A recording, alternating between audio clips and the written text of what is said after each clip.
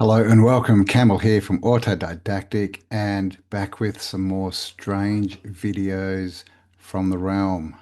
We have just witnessed the largest delegation ever of US lawmakers visiting Israel, and I almost guarantee you have not heard about it. 250 state legislators representing all 50 states arrived in Israel on Monday, and they attended an event at the Foreign Ministry titled 50 States, One Israel. On Tuesday, the lawmakers then took part in a ceremony where they planted 50 trees, one for each state, at one of the locations of the October 7th attacks. Netanyahu's office described it as the largest ever bipartisan delegation of American lawmakers to ever visit the Jewish state. Israel's Foreign Minister Gideon Sa'ar urged the lawmakers in attendance to pass anti-BDS laws in their states. BDS stands for Boycott, Divestment, and Sanction, and it is a movement started in 2005 by Palestinian activists. Anti-BDS laws are designed to make it difficult or discourage boycotts of Israel, and to date, 38 US states have adopted these laws, resolutions, or executive orders. Gideon Sa'ar said, "We are witnessing a coordinated global effort against Israel today, claiming that their enemies have turned to propaganda, political, legal, and economic warfare." He then said to the crowd of US lawmakers, "The best answer against BDS until this day has been anti-BDS legislation by your states." But the timing of this trip couldn't be more controversial, not only because the day after they arrived, the United Nations Commission of Inquiry officially ruled for the first time that Israel are committing genocide against Palestinians in Gaza, but also because on the exact same day, Israel's highly condemned ground invasion into Gaza City officially began. And the reason I said I almost guarantee you haven't heard about this is because, to my genuine surprise, literally no major media publication is covering this apart from local news in Israel. And I mean, regardless of where you stand, is the largest delegation of US lawmakers to ever visit Israel not newsworthy? Yeah, I mean, it seems pretty newsworthy to me. So if you're in the USA, what are your comments on this? What do you think about all this? And of course, it's just been recently, the last month or two, that suddenly you're allowed to talk about, those in control, right? The small hats, the those who follow Judaism. I mean, I still don't want to get this video, but you're allowed to talk about the Jews again, right? Like, and that's just been in the last couple of months. So that's very interesting. But here we have 250 delegates in Israel trying to basically shut down any speech against them, which of course, they've been doing for millennia. That, they own all the media companies, all the social media companies, BlackRock, State Street, all these things are owned by Jews. You can check it out. It's not a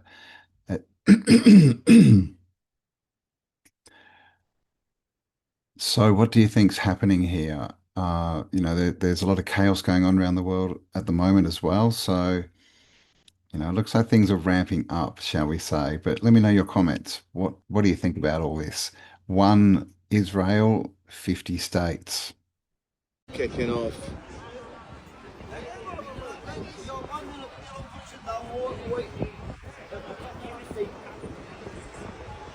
Streets of London. About 40 people, eh?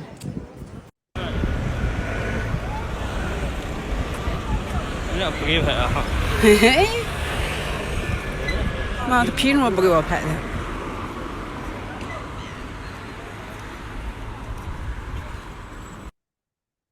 Well, is that what you thought France, like Paris and London, looked like? We've heard all these stories, all these protests are going on, all this stuff about immigration and how, cities are changing with all these new populations coming in. But, London and Paris were known for being big, grand cities, right? Nice and clean with amazing architecture and all this stuff. And now tent cities and rubbish everywhere. And of course, this is all of, in my opinion, weakening and bringing down Western countries. And we're seeing this ever with the immigration. So let me know what are your thoughts on all this immigration that's going on, into Europe, into Canada, and Australia as well. What are your thoughts?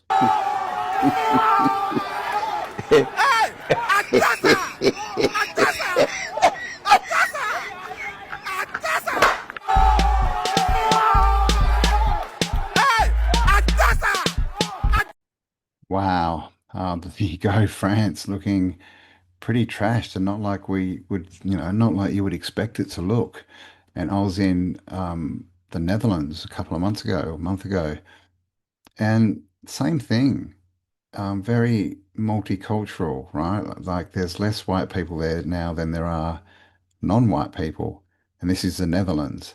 And I did notice, especially in Amsterdam, in the city, it was pretty dirty. There were rubbish everywhere, and the reason was that there was a lot of homeless people suddenly, and they were going through the bins to find like recyclable bottles so they can make money, and they would just go through the bins and they'd just throw all the rubbish on the ground. The city was cleaning it up, but it's just happening constantly. So it's a messy city now, and it's pretty sad, right? What's going on out there? In 2016, a group of independent researchers gathered at a salt flat in Bolivia, one of the flattest surfaces on Earth. Their mission, to test something that's rarely questioned, but absolutely foundational. How far can you see before the curve takes it all away? According to the globe model, Earth curves at 8 inches per mile squared. That means objects should disappear from view beyond a certain distance, hidden by the curve. So they set out with lasers, high-zoom cameras, and infrared tech. Their goal wasn't to prove anything, just to measure how far light and sight could travel. In 2016, a group of independent researchers gathered at a salt flat in Bolivia, one of the flattest surfaces on Earth. Their mission, to test something that's rarely questioned, but absolutely foundational. How far can you see before the curve takes it all away? According to the globe model, Earth curves at 8 inches per mile squared. That means objects should disappear from view beyond a certain distance, hidden by the curve. So they set out with lasers, high-zoom cameras, and infrared tech. Their goal wasn't to prove anything, just to measure how far light and sight could travel in open, uninterrupted space. They placed a laser just 3 feet above the surface. According to globe math, it should have been invisible beyond 6 miles, but the beam remained visible at 10 miles, then 15, then over 20. No curvature blocked it. Next, they filmed distant buildings, boats, and islands across large lakes, sometimes 30, 40, even 100 miles away. According to the globe model, these objects should have been hidden behind hundreds of feet of Earth's curve. But the entire structure, base to top, remained visible. No atmospheric bending, no magic refraction, just direct line of sight. And then came the most damning test of all. 2 flags were set up miles apart on a frozen lake, with a third person holding a camera at the same height in the middle. If Earth was curved, the middle flag should have appeared higher due to the curve, but all 3 lined up perfectly, dead flat. Over and over again, from lakes to coastlines, the same result. No curvature. Even over distances that should hide entire skylines, everything stayed in view, right where it should be on a flat plane. These weren't conspiracies. They were measurable, repeatable, real-world distance experiments. No matter how far they tested, the curve never appeared, and the only thing that disappeared was the credibility of the spinning globe theory. Because if Earth had curvature, we would see it. But all we see is flat. Still believe we live on a giant ball? Then explain why nothing ever curves away. Share this video. Tag someone who needs to look again, and follow now, because real science doesn't hide behind theory. It stares you in the face. Across 100 miles of truth, this video is for entertainment purposes.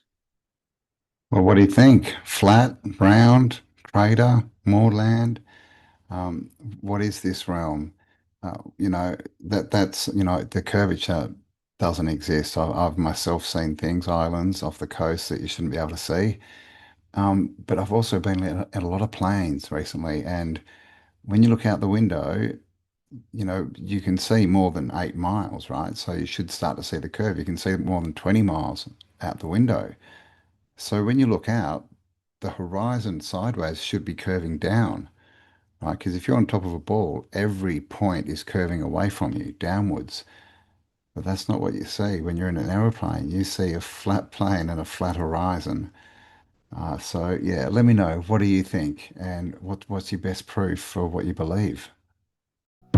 They hid this from you for a very simple reason. If you found out how your energy works, no one else could control you. What I'm about to show you was banned, because it's not symbolic. It's practical, it's direct, and it's dangerous for those who profit from your confusion. There's a point in your body that, when activated the right way, makes your energy change state. You feel it instantly, in your body, on your skin, and the world starts responding differently. But almost no one notices, because everyone's looking in the wrong place. Today, you're going to understand exactly how to control your vibration. No talisman, no ritual, no guru. And the craziest part? You're already using this energy right now, even without knowing it. The problem is, using it by accident isn't the same as using it with intention. And that's when everything changes. The ignorant man blames others for his condition. The semi-wise blames himself, but the wise one realizes that everything is energy in motion. You're broadcasting right now, at this very moment. Even if you don't want to, even if you don't know it. There's a frequency coming out of you, moving through space, touching everything around you, shaping the invisible. And the scariest part, no one ever told you. They always made you believe that reality is just out there, fixed, solid, an unchangeable structure that you have to accept, adapt to, and resign yourself to. But the truth is the opposite. Reality isn't static. It responds. It adjusts. It shapes itself according to what you carry inside. Your thoughts aren't just thoughts. They're not stuck in your head like powerless words. They're impulses that spread out, vibrations that interact with the field around you. And the more emotion they carry, the more power they have. Anger, fear, excitement, desire. All of that changes your energetic signature. Have you ever noticed how a room changes when someone walks in full of tension? Or how a conversation can suddenly feel lighter, for no obvious reason, when someone shows up with a real smile? That's the field at work. That's energy being transmitted and received. That's you affecting the world without saying a single word. Now think about this. If that happens even when you don't mean to, what would happen if you did it on purpose? The biggest mistake was teaching you that action only exists in the physical, that you only create when you do something with your hands, your body, your voice. That's a lie. Creation starts before that. It starts in the invisible. It starts with what you feel, what you believe, what you imagine over and over again. All of that has direction. All of that has weight. All of that creates a response. And maybe now it makes sense why so many things in your life seem to repeat. It's like you're trying to change the storyline, but the same characters keep showing up. The same challenges, the same emotions, the same patterns. That happens because the field is just sending back what you're putting out. Not as punishment, not as karma, but as vibrational correspondence. You don't start controlling energy when you learn a technique. You start when you realize you never stopped emitting it. The difference is awareness. When you don't notice, you become a victim of your own impulses. Life turns into a chaotic reflection of what's unresolved inside you. But when you see what's going on, everything changes. Because now you have the chance to choose what you're going to put into the field. And here's the most overlooked point of all. The field doesn't respond to what you pretend to feel. It responds to what vibrates with authenticity. There's no use repeating positive phrases if inside you're still carrying guilt, anger, or frustration. There's no use forcing a pretty mental image if your body is locked up in fear. Energy doesn't lie. It records exactly what you're living inside, even the things you hide from yourself. And that's what makes all of this so powerful, because it doesn't matter where you are, who you're with, how much you have or don't have. The field doesn't react to your social status. It responds to your vibrational state. And that state changes constantly as your thoughts, emotions, and intentions shift. The problem is that no one taught you to notice that. No one showed you that you're already sending out signals all the time. No one explained that every automatic reaction, every suppressed emotion, every belief you never questioned is feeding that field. And the field, like a sensitive mirror, gives you more of the same. Yes, everything is energy. Everything is. And yeah, I agree with all of that. We are constantly broadcasting, right? A signal, a frequency, just like the news do when they have a broadcast, right? And that's why all movies and TV shows, etc., have a cast of actors, right? They're casting back at us frequency, and we're casting it out all the time. It's around us. So, like you said, frequency, like frequencies attract each other. So if you're putting out anger, then you're going to attract the frequency closest to that, which is going to be some kind of anger. And you're going to meet these people, you're going to meet situations that make you angry.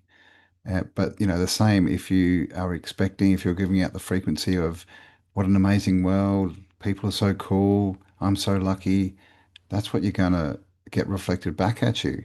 We are the creators. Everything's created twice. First in our minds, right, as a thought, and then in the physical world.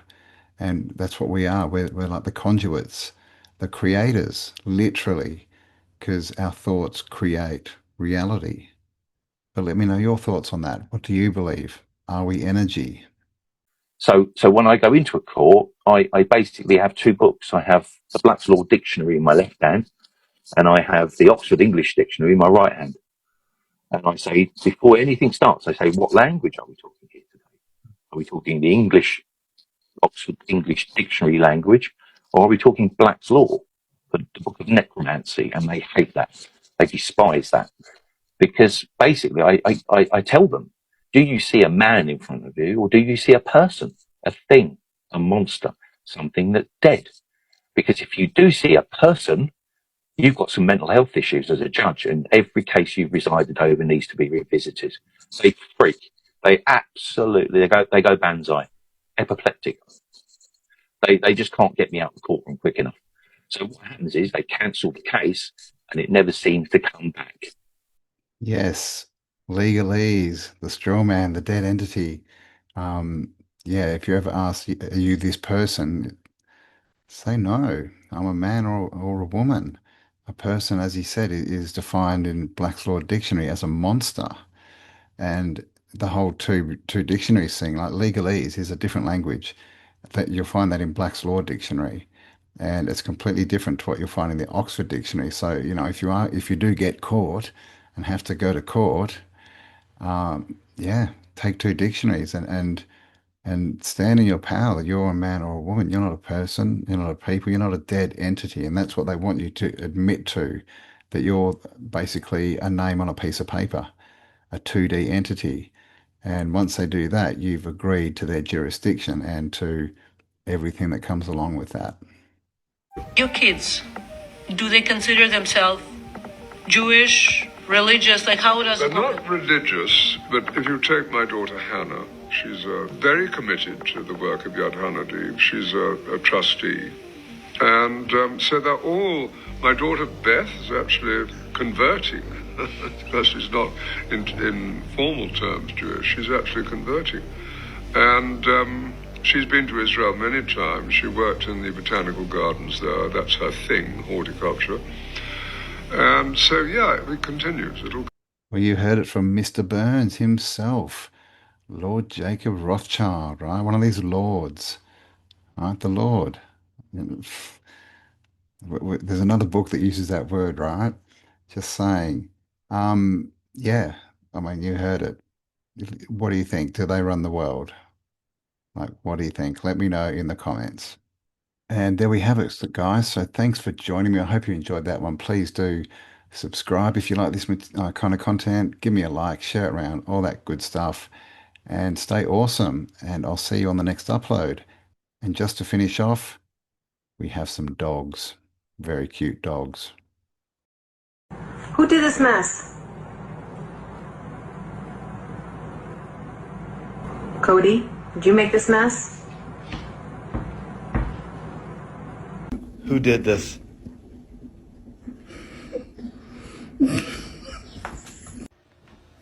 Who done this?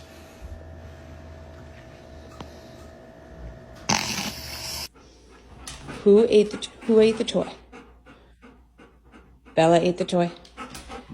Did Bella eat the toy? Who made all this mess? Hugo did it. Who did this? Now would you look at this? Now who did it? Now you know you did it. You know you did it. Who ate the Hawaiian rolls? Who did this? Cool. Ah, you gotta love dogs.